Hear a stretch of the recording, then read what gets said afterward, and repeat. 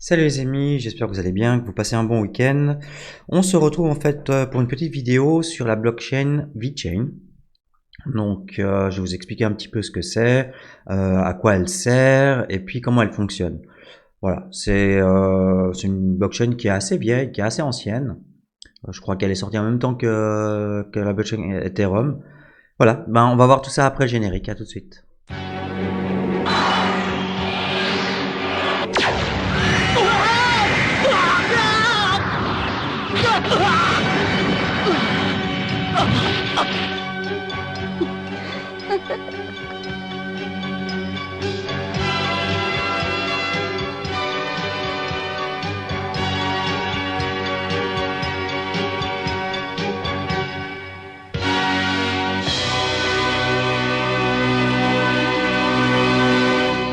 VeChain a été fondé en 2015, donc la même année que Ethereum, effectivement.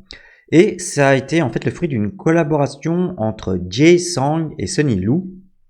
Donc Sunny Lu, en fait, il était avant directeur de l'information de Louis Vuitton en Chine.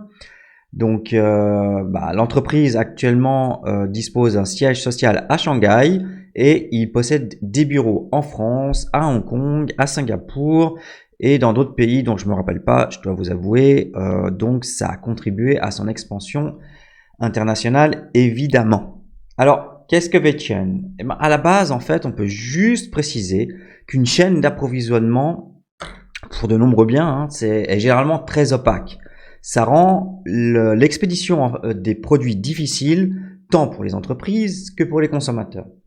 On fait aujourd'hui fabriquer des t-shirts en Asie.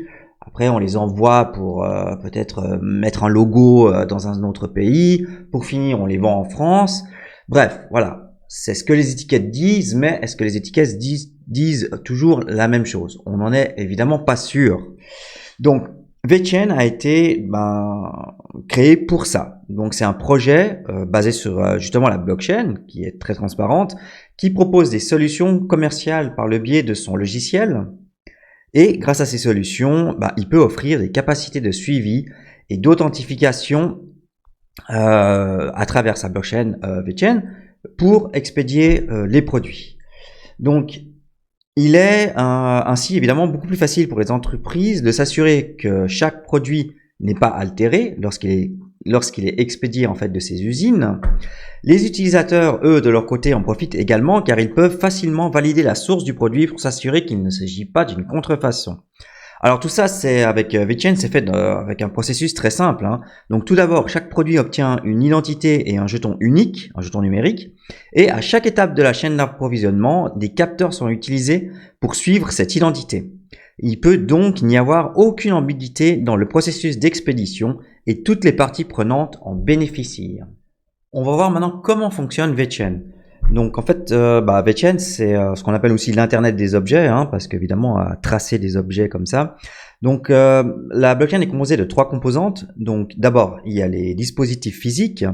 Donc vous savez que dans le monde réel, les produits en fait se voient attribuer des identifiants uniques à l'aide de barcodes, de codes QR, d'identification par radiofréquence, voilà, toujours ce genre de choses. Je ne suis pas d'ailleurs expert en la matière. Ces identifiants sont tracés à l'aide de capteurs correspondant à chaque étape du processus d'expédition. Les données enregistrées, en fait, elles sont ajoutées à la blockchain et liées à l'identifiant du produit, donc produit unique qui a été créé pour un objet en particulier. Alors, l'utilisation de la technologie de la blockchain garantit en fait que ce processus est entièrement transparent et infaillible, donc ce qui est en fait la nature même de la blockchain. Elle réduit également le risque que les enregistrements soient falsifiés ou modifiés à un stade ultérieur, parce que évidemment les informations contenues dans une blockchain ne peuvent être ni modifiées ni supprimées. En tout cas, si elle est bien faite. Il existe donc en fait une grande sécurité des données qui garantit l'exactitude de la blockchain et les produits qui sont gravés dessus. Deuxième composante, évidemment, c'est la blockchain en elle-même. Donc, VeChain n'est pas seulement utilisée pour le suivi de la chaîne d'approvisionnement. Elle peut aussi être utilisée par d'autres développeurs en fait pour créer leurs propres jetons à l'aide de la blockchain VeChain. Elle est également utilisée pour le développement d'applications décentralisées. Il n'y en a pas encore, je crois, beaucoup, mais je pense que ça viendra dans le futur. Alors, en fait, le consensus, alors on peut aller voir directement en fait sur, non, où j'en étais, ici. Alors, on peut aller voir en fait sur leur site internet. Donc, blabla. Voilà, donc le consensus de cette blockchain est un peu différent et elle ressemble pas à ce que vous pouvez voir d'habitude en fait. Donc, le consensus, il n'utilise pas de preuve de travail comme le Bitcoin, mais en fait, il utilise plutôt ce qu'on appelle la preuve d'autorité. Alors, dans le système en question sur VeChain, donc c'est un système où 101 nœuds, vous voyez ici, 101 nœuds maîtres sont chargés de finaliser les transactions. Alors pour créer un nœud, vous devez posséder au moins 1 million de jetons et vous devez aussi, ça c'est important, divulguer votre identité. C'est-à-dire qu'il n'est pas possible de gérer un nœud sans les informations Know Your Customer ou KYC, c'est-à-dire vous devez donner votre carte d'identité et j'imagine d'autres questions pour être vraiment sûr que tout soit transparent. VeChain possède en fait deux jetons différents, le VET et le VTHO. Alors le VET en fait il est utilisé comme un moyen d'échange sur la blockchain. Il est également utilisé comme monnaie dans les contrats intelligents ou les applications décentralisées de la plateforme. Le VTHO, c'est l'abréviation de VeChain Tor Energy. Donc, contrairement au VET, le VTHO est utilisé pour alimenter les transactions sur la plateforme et il est égal au coût d'exécution des transactions sur la blockchain. Il sert en fait de garantie pour s'assurer que les entreprises doivent posséder suffisamment de jetons sous-jacents pour effectuer évidemment les transactions. Si vous dépassez votre budget d'action, vous devez en fait acquérir davantage de VTHO avant de pouvoir ajouter des données ou des transactions supplémentaires. Tout est bien en fait bien organisé. Qu'est-ce qui rend en fait la blockchain VeChain unique? Alors VeChain est beaucoup plus spécialisé que d'autres projets en crypto-monnaie. Donc l'objectif principal de la blockchain, c'est en fait de créer de la transparence dans la chaîne d'approvisionnement grâce à l'utilisation d'identifiants et de capteurs uniques. Ce qui rend aussi unique, en fait, c'est le système à deux jetons. Ça, c'est une autre nouveauté. Donc, le VET est disponible pour le public et il peut être utilisé pour les transferts sur la blockchain, tandis qu'en fait, le VTHO n'est destiné en fait qu'à servir de jetons sous-jacents pour permettre les transactions. Ils sont séparés pour que le VTHO puisse maintenir un prix stable. Donc en fait, tout ça c'est pour bien séparer donc le coût de la blockchain et la spéculation de marché du jeton VET. Alors j'imagine bien que vous voulez savoir qui utilise VeChain. Donc en fait les utilisateurs de cette blockchain, c'est des entreprises qui cherchent à rationaliser leur chaîne d'approvisionnement, comme on l'a vu. Et avec ces partenariats, on compte Walmart, qui est en fait la plus grande chaîne de supermarchés aux États-Unis. Il y a Louis Vuitton, oui, il y a Louis Vuitton et BMW, comme vous pouvez le voir à l'écran. Donc en fait, chacune de ces entreprises, évidemment, il y en a encore bien d'autres, mais là je vous ai vraiment cité les plus connus, enfin pour moi. Donc chacune de ces entreprises utilise les services de VeChain pour mieux suivre les données générées dans le cadre de leurs processus commerciaux, ça c'est sûr. Et les marques en fait de produits de luxe utilisent également la plateforme comme mesure anti-contrefaçon. Je vais lancer une petite réflexion pour aller encore plus loin en fait.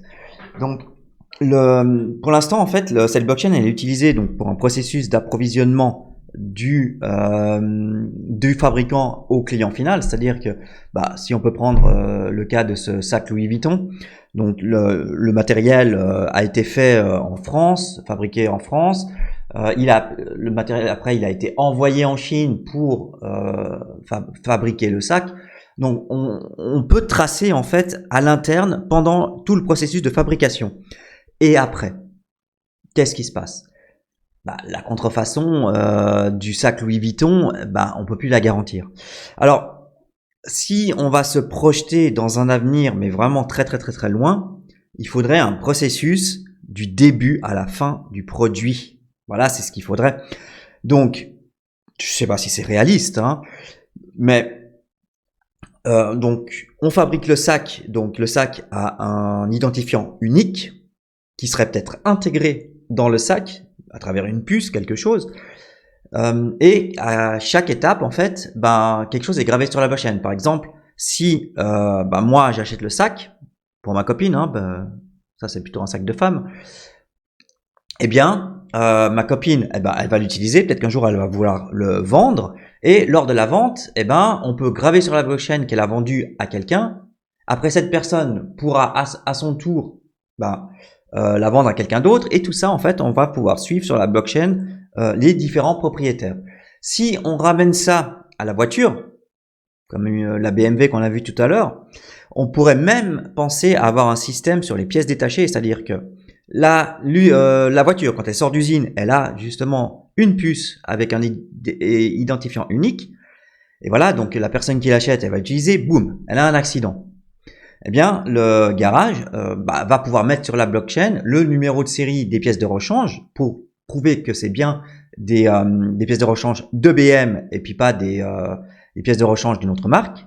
Voilà. Donc en fait, ce qui serait vraiment super cool, ce serait d'arriver à un système où on puisse tout mettre sur la blockchain, toutes les étapes d'un produit, sa modification, ses ventes, ses réparations. Voilà, c'est ça vraiment qui serait peut-être utopiste. Peut-être qu'il faudra attendre 200-300 ans, mais ce serait ça qui serait génial. Voilà, alors pour conclure cette vidéo, eh ben, on peut te parler peut-être de l'avenir de VeChain, donc pour les applications commerciales. Donc les possibilités, évidemment, bah, elles sont infinies dans le monde des affaires. Hein. Chaque objet, théoriquement, aurait besoin d'un identifiant unique et de son historique. Compte tenu en fait de ses solides antécédents, donc on a vu de belles marques avec qui ils sont partenaires, et de sa grande désirabilité, eh ben, de nombreuses autres entreprises devraient sûrement utiliser ces services sous peu. Je voudrais juste encore préciser qu'ils ont fait un partenariat avec PwC, donc un grand cabinet de conseil. Donc voilà, ça offre encore d'autres applications pas commerciales, mais voilà, comptables, tout simplement. Ok, bah j'espère que vous avez bien aimé cette vidéo. Si vous l'avez bien aimé, je vous en prie de mettre un petit pouce, un petit commentaire si vous avez des questions, et voilà, c'est tout. Bah je vous souhaite un bon fin de week-end et je vous dis à plus les gars.